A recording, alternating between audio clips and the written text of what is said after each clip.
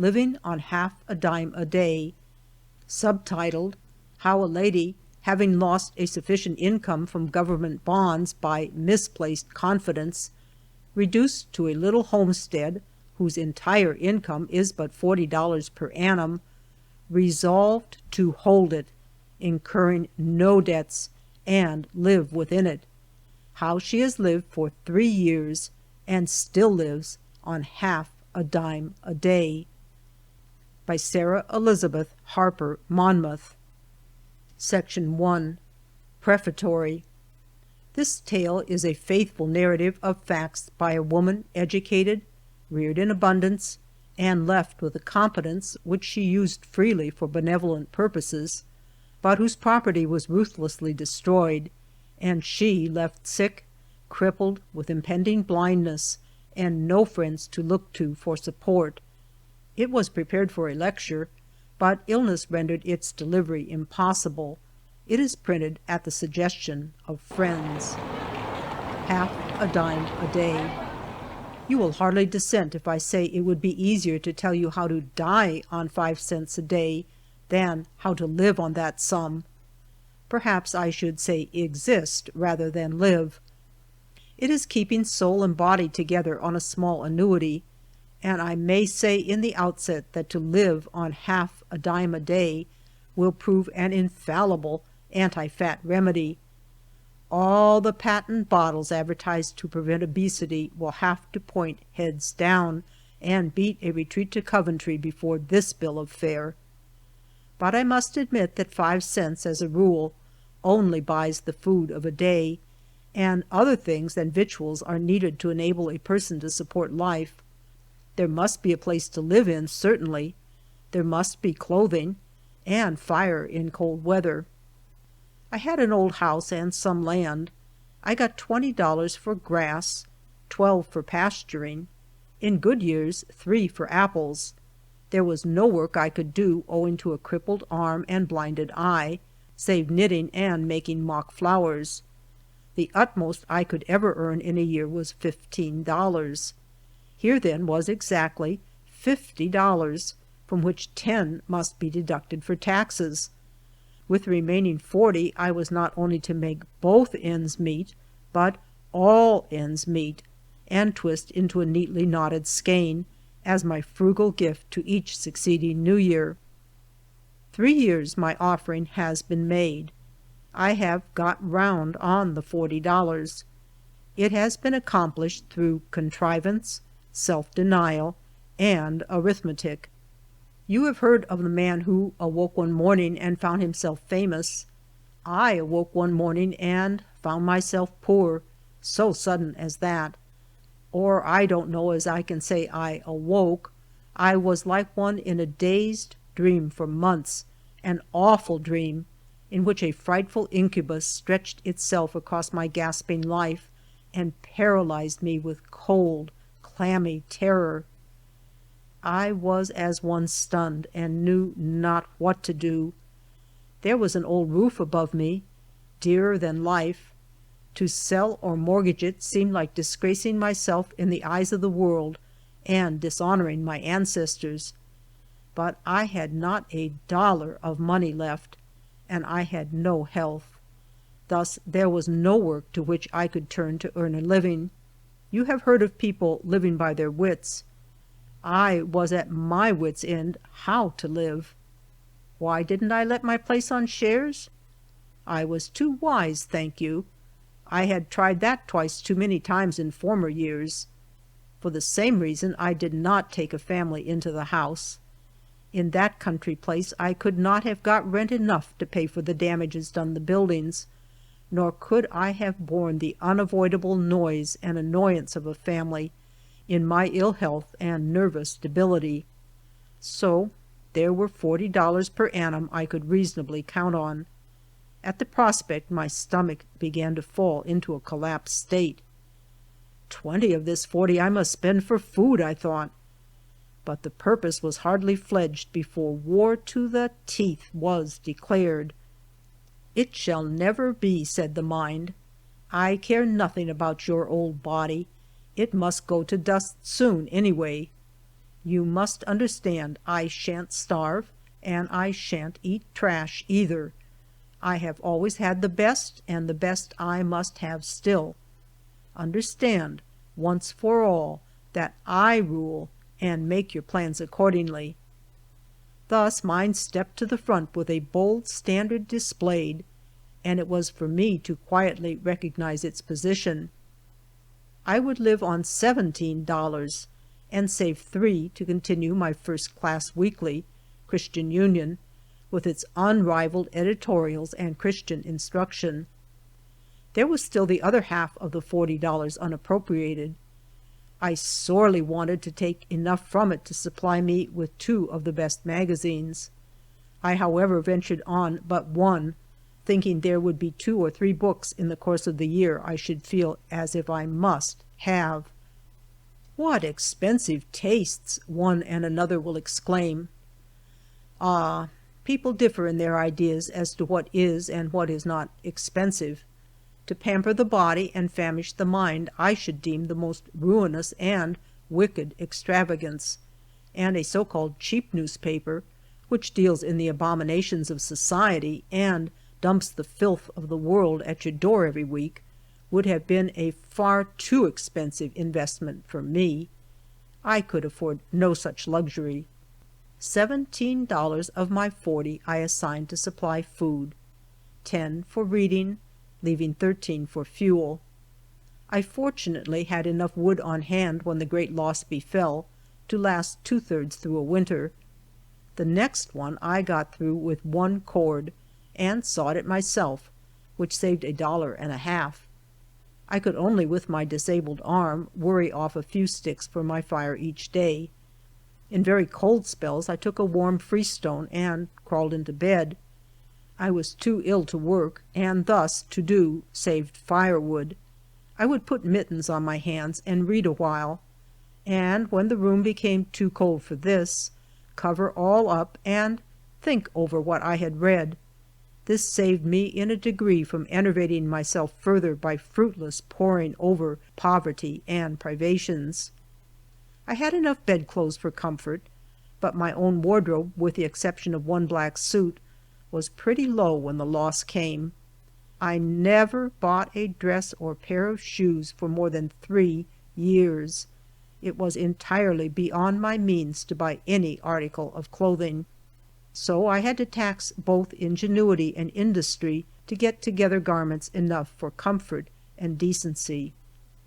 I had a palm-figured dressing gown, lined with purplish flannel. The outside of this was all in tatters, while the lining was good. I ripped it in pieces, washed and pressed the flannel, got out enough of the palm figures to make 3 bands around the skirt and sleeves. These helped to hide holes and faded spots in the flannel. Then I raveled an old scarlet worsted undersleeve and trimmed each band with a narrow fluted edge. So I had a quite dressy dressing gown, clean, whole, almost tasteful, and I took genuine comfort planning, piecing it out day after day, with half mittens on my cold hands sitting close to a cold fire. I was more than a week about it, for owing to shortness of firewood my days were very short, and my lame hand was very decrepit and painful. I recollected that when I had made this wrapper out of an abundance of nice new materials, I had been quite impatient at having to sew on it for 2 days, and called in help to finish it off. People who saw it after it was remodeled said it was handsomer than when it was new, and it is certain I thought a good deal more of it.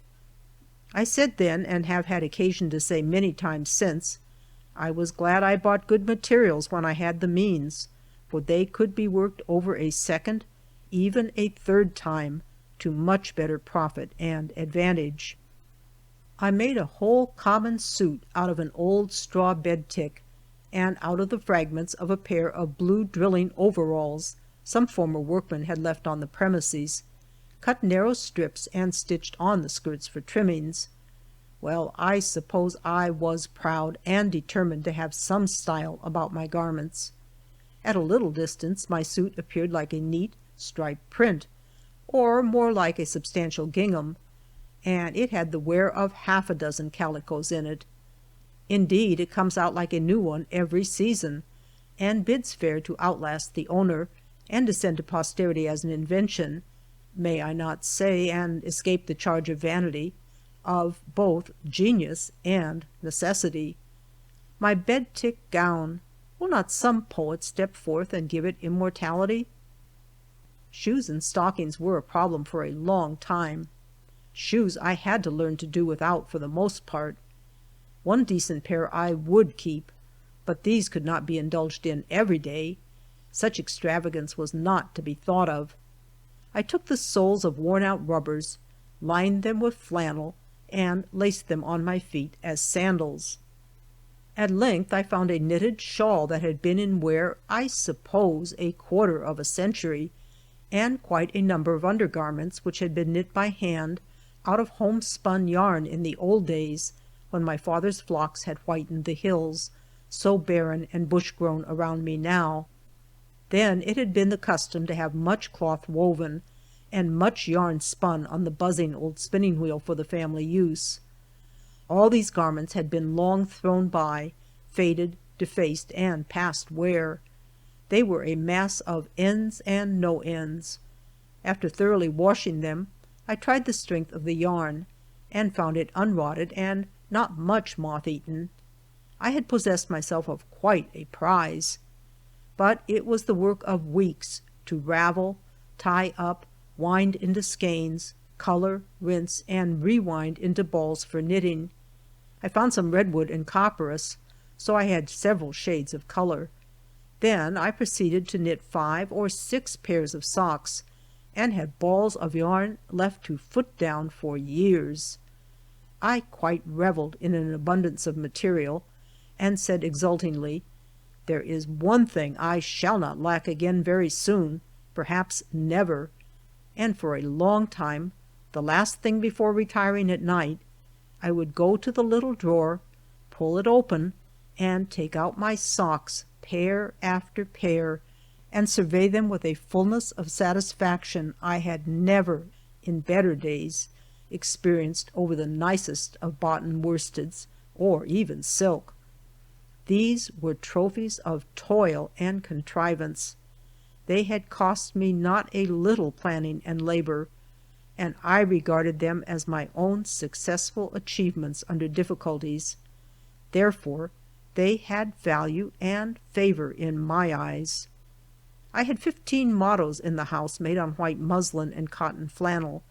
I soaked, washed, and boiled them clean, and supplied my drawer of linens.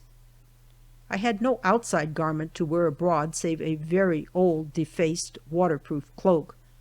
It looked like poverty personified.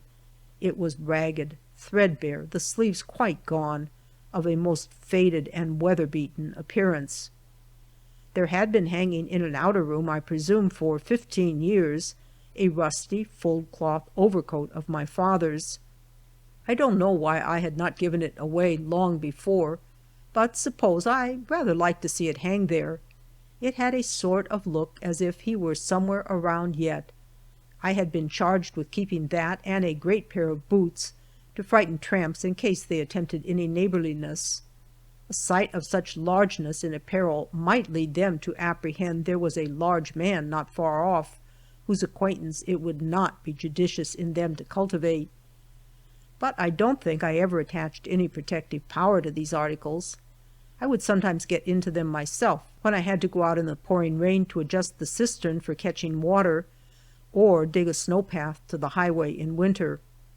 But now that my wits were on the alert for means to piece out my wardrobe, I passed by nothing, and left no article unscanned that could afford the least chance of aid.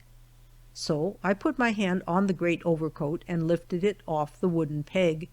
How heavy it was, and how rusty with age! It was lined throughout with fine black lasting, wadded and quilted in diamonds. My eyes gleamed as they lighted on this. I dragged the old coat off to my room in triumph. There I gloated and exulted over my prey, as I whetted a knife and went at it. I had no mercy, but just ripped and ripped and ripped till the floor was strewn with parts of the parted garment. The other side of the thick cloth was a fine dark gray, just as bright as new. It was homemade cloth and had the stock and value in it. I thought so much now of having things warm, such as would keep the cold out, and thus help me save fuel. Next I took my old waterproof cloak, washed and pressed it smooth, and cut away the worn, threadbare portions, to replace with strips of the dark gray fulled cloth of the overcoat. I so managed that the cloak should look as if it had been purposely trimmed with another shade of material, and got a respectable garment that would do good service through a number of cold winters. The cape of this cloak had a pretty lining of broad plaited black and white flannel. This I removed and replaced with some breadths of old alpaca, which answered very well, and of the plaid flannel I fashioned an article of apparel suitable to wear abroad in spring and summer weather. To make it a better size, I pieced and stitched black grosgrain ribbon around the edge, raveled a pair of undersized worsted hose to knit a fluting, and finished this with a ball fringe. And it was indeed as pretty a cape as most anybody had. I expect, yes, I know I was proud of it, for I would try it on at home before the glass sometimes, a thing I had never done with the best silk dress my palmiest prosperity had ever gave me. My old cloak, renovated and remodeled by aid of the fulled cloth overcoat, was better than new to me. It was surprising what satisfaction I got out of my hard contrived garments. Then there was the shiny, quilted lasting lining. It was as to shape almost exactly in the style of the reigning cloaks of the period, and the quilting was quite stylish too. I had some cashmere to line and trim it, and my cloak was a fit. It was in fashion. It was satin, if you did not get too near. So black and glossy was the lasting. If I had only been a rich woman still, everybody would have been exclaiming at my extravagance in buying a quilted satin cloak. Lest even now some person should not see straight, I have never dared wear my cloak abroad much. I luxuriate in it at home on cold days. It keeps out so much cold, wadded throughout, and is as good as an oven on my back. I put it on Thanksgiving days to give thanks in. I was in a state of high exultation after such a series of successes with the old overcoat. It seemed now so plain why I had kept it so many years. I fancied my father, mother, long in heaven, saw my poor lame fingers and purblind eye at work, eking, mending, and repairing my scant, worn garments so intently and industriously for days and days, occupied and engrossed with the labor almost to oblivion of the hard fate, the wanton wrong that had reduced me to this extremity. But what pleased me most of all, I think, were the shoes I got out of the old overcoat. The cloth was so thick and firm it would outwear a common pair of slippers. I ripped up an old shoe to have a good pattern, and got quite a neat fit. I haven't had to go without shoes since. My German slippers are said to be prettier than those ordinarily found at stores. They were warm, comfortable, and not unsightly. They satisfied me. More than that, the mind failed not to celebrate with the deep, strong joy which unwonted effort and endeavor imparted, every victory gained over the supremacy of bodily wants. It rejoiced exceedingly over every obstacle surmounted which hindered or disputed its own supreme sway. The homemade shoes shut off the shoe bill at the store and gave me Harper's Magazine, with pages more irradiated through the economy and contrivance by which I had possessed myself of them than by the learning and genius of the writers, I might almost say. At least, the having worked through difficulties to obtain the magazine imparted the keenest zest and enjoyment to the reading. I had fought with poverty for a prize, beat down the grim monster, and come off victorious, and as I turned the freighted, sparkling pages, my heart sang a song of triumph. I would pull on my half mittens, wrap my double gray blanket all round me, put a freestone to my feet and my back to the stove with its very small fire, and go to my reading, wondering and doubting if in any sumptuous parlor of wealth and magnificence a lady in diamonds and velvets sat down to her new magazine with the zest and pleasure that I did. Of course not. Every day brought new books and periodicals to her hand, to be skimmed over and lightly tossed aside. My one or two were read and reread and thought upon, and the current number was not passé when its successor came. End of section 1.